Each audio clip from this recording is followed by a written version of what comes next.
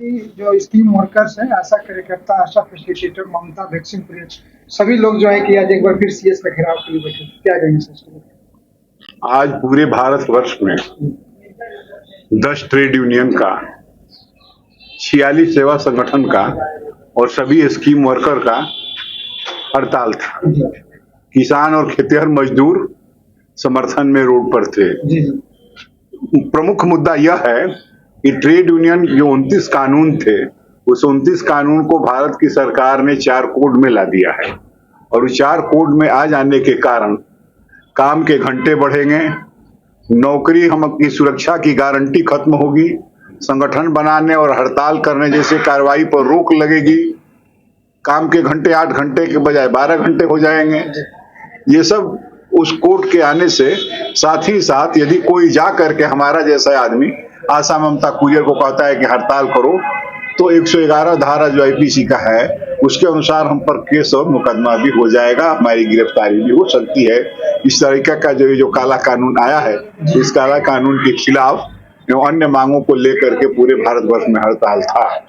उसमें हम लोग भी, आशा ममता कुरियर भी शामिल थी। आशा ममता कुरियर की मुख्य मांग यह है कि आपको जानकर आश्चर्य होगा, यहीं पर आप हमारा इंटरव्यू कर रहे थे जब 200 रुपया बढ़ाया था 2000 रुपया बढ़ाया था, 2000 रुपया नीतीश बाबू ने बढ़ाया था। हमने कहा था कि उस पैसा लेने के लिए भी हड़ताल करना पड़ेगा। और आज 7 महीना से आशा ममता कुरियर को 7 महीना से प्रोत्साहन राशि नहीं मिल रही है। 2000 रुपया जो बढ़ा उस चुनाव के समय 2 महीना का चला गया, लेकिन और सब प्रोत्साहन राशि वगैरह नहीं मिल रहा है। 7वां महीना ही आशा का चल रहा है। भारत की सरकार ने मानसून सत्र में जेपी नड्डा साहब ने और स्वास्थ्य राज्य मंत्री ने प्रश्नोत्तर काल में बताया कि 2000 रुपया जो केंद्र आशा को देती है उसको बढ़ा करके 3500 रुपया करने का निर्णय हो चुका है और कई किस्म की प्रोत्साहन राशि का भी बढ़ोतरी का उन्होंने सदन में घोषणा किया, लेकिन सदन में किए गए घोषणा भी आज तक लागू नहीं है। पहले 10 रुपया लगता था राज्य सरकार का और 90 रुपया लगता था भारत सरकार का। अब भारत सरकार 60 और 40 के अनुपात में आ गई है। 60 रुपया भारत सरकार, 40 रुपया बिहार सरकार। तो इसमें भी गड़बड़ी हो रही थी। तो अब जो है नए सिस्टम से भुगतान होगा, जिसमें मतलब आवंटन निकलेगा, वो अलग अलग रहेगा, 60% का अलग, 40% अलग, एक साथ जाएगा। इसलिए कुछ देर हुआ है, कुछ तकनीकी कारणों से भी देर हुआ है, लेकिन फिर भी 7 महीना एक तकनीकी कारण में देर हो, ये निंदा का विषय है। अब सभी आशा कार्यकर्ता का पे आईडी बनाना है। पे आईडी बनाने में बीसीएम पैसा मांगता है कि पूंजीवादी व्यवस्था में ऐसा घुसखोरी भ्रष्टाचार बढ़ गया है कि उससे पैसा मांगता है। तो इसीलिए आज हम लोगों ने प्रदर्शन किया और सिविल सर्जन के माध्यम से कार्यपालक निदेशक राज्य स्वास्थ्य समिति को हमने अपना मांग पत्र भेजा है और हमारी मुख्य मांगे हैं कि कुरियर को सालों भर काम उपलब्ध कराया जाए। ममता को 10,000 रुपया प्रत्येक ममता को, आशा को राज्य कोष से कुरियर को दिया जाए। कुरियर को न्यूनतम वैधानिक मजदूरी दिया जाए।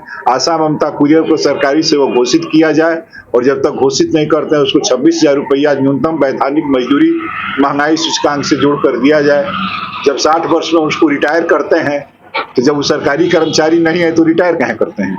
तो सामाजिक कार्यकर्ता है, तो सामाजिक कार्यकर्ता तो नेता लोग भी हैं, मरने के दिन तक चुनाव लड़ते हैं।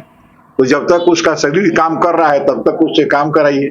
या सेवानिवृत्ति करना है तो आंगनबाड़ी का सेवानिवृत्ति का उम्र है 65 साल, तो आशा का 60 साल का है रहेगा, उसका भी 65 साल होना चाहिए। और 10 लाख रुपया रिटायरमेंट बेनिफिट, 10,000 रुपया महीना पेंशन, ये तमाम सवालों को लेकर के ये था। और पुनः हम 23 तारीख को एक राज्य स्तरीय प्रदर्शन करेंगे। 23 फरवरी 2026 को माननीय मुख्यमंत्री और माननीय स्वास्थ्य मंत्री के समक्ष हम प्रदर्शन करेंगे। अभी आया है बजट, बिहार के बजट का आकार बढ़ गया है, बिहार का राजस्व बढ़ गया है।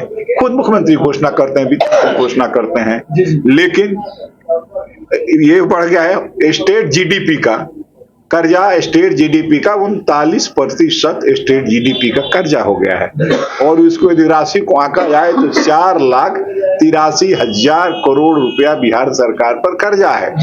तो इतना कर्जा है तो ये पैसा कहाँ चला जा रहा है आखिर? ये आशा ऐसे गरीब को, ममता ऐसे गरीब को 7 महीना से आप भुगतान नहीं करें, स्वास्थ्य समिति के लोगों का भी भुगतान नहीं हो रहा है।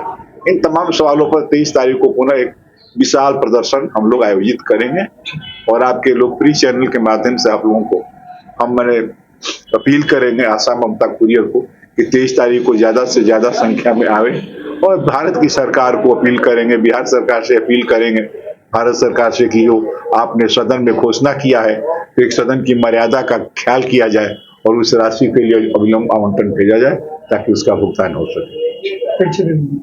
मेरा नाम विश्वनाथ सिंह, उपाध्यक्ष। Thank you.